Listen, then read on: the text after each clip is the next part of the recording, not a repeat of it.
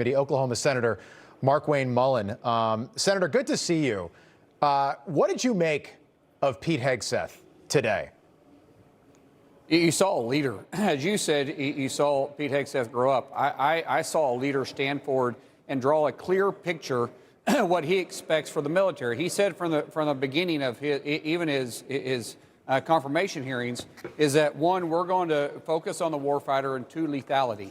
And he wants his leaders to lead from front. That's what the military is known for, and that's what true leaders do. They lead from front. They set the example. If I wanted my employees to show up at 7:30 every morning, I needed to be there at 7. If I wanted my employees to be available when I made a phone call to them, I needed to answer my phone call when they called me. If I wanted my employees to answer the phone after hours, I had to make sure I answered my phone call after hours. And by the way, if I wanted my employees to have a clean shirt and clean pants on every day, then I need to have my shirt starched and my pants starched every day, because leaders lead by setting the example. And so what I like the best about this is not just he's kicking out all this woke stuff, but he also emphasized to the admirals and to the generals, we're not having fat ones walk through the street or walk through the Pentagon anymore. If you want your soldiers and you want your airmen and you want those that you're leading to be in physical fitness, then you need to lead from the front in that aspect. And I applaud it. I actually sent him a text and I said, Mr. Secretary, my heart and my chest is pounding with pride right now. Thank you for standing up and setting an example. I had a very similar feeling this morning watching this early. Pete Hegseth, if you ever had any doubt, I think those questions can be put to rest after today. And Donald Trump mentioned something that didn't get much attention from the rest of the media, who is, all over Pete Hegseth today for saying, what he said. But recruiting numbers across the board are through the roof. Take a look. For the first time on record in 2025, the Navy, Air Force, and Space Force all met or surpassed their recruiting goals 3 months early. That never happened before. And the Army did even better. Congratulations, Army. They met everything. And these were the highest standards because we're making it larger. So these were much higher standards than you had 4 years ago, 3 years ago, during the sleepy Joe Biden era. Yeah, Senator, we looked into the numbers. Nobody wanted to join Joe Biden's DEI U.S. military. That all changed January 20th when Donald Trump officially took over.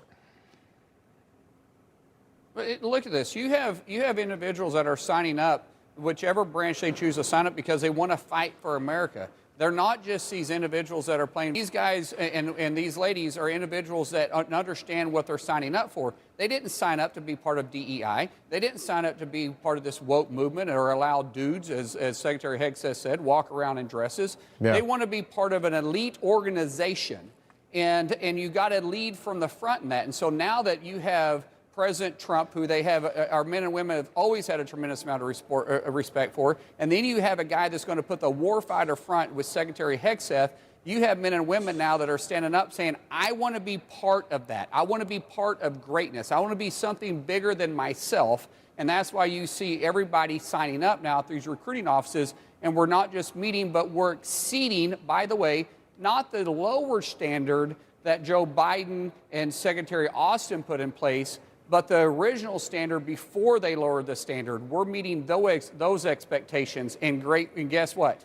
Our enemies are paying attention, and they're fearful of what they see. Yeah, I mean, we live in this fairy tale world here, like China's not getting ready for war. They are preparing for war in China. They are our adversary, and we want to make sure people like Sam Brinton and Rachel Levine are promoted for optics. Yeah. And that was the insanity of the Biden, Obama, even the Bush years. One more soundbite. It's only 8 seconds, but this was a great comment I thought Donald Trump made today. Take a listen. And if we can solve wars instead of you having to fight wars, wouldn't that be wonderful, right? Wouldn't that be wonderful? If we can solve wars instead of you having to fight the wars. That is the Trump doctrine. They say peace through strength. I call it peace through Trump, Senator. That's right. That is exactly the definition of peace through strength.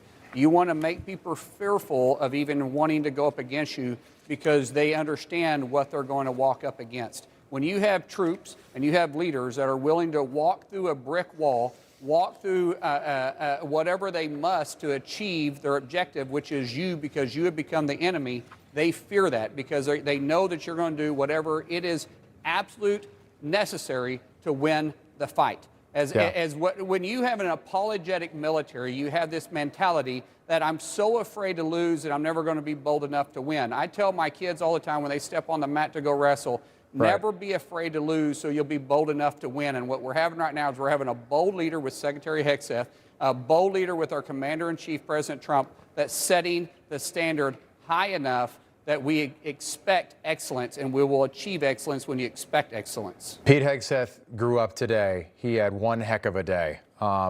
Senator, great to have you on tonight. We appreciate it. Mark Wayne Mullin, thank you. Thank you, Rob. All right.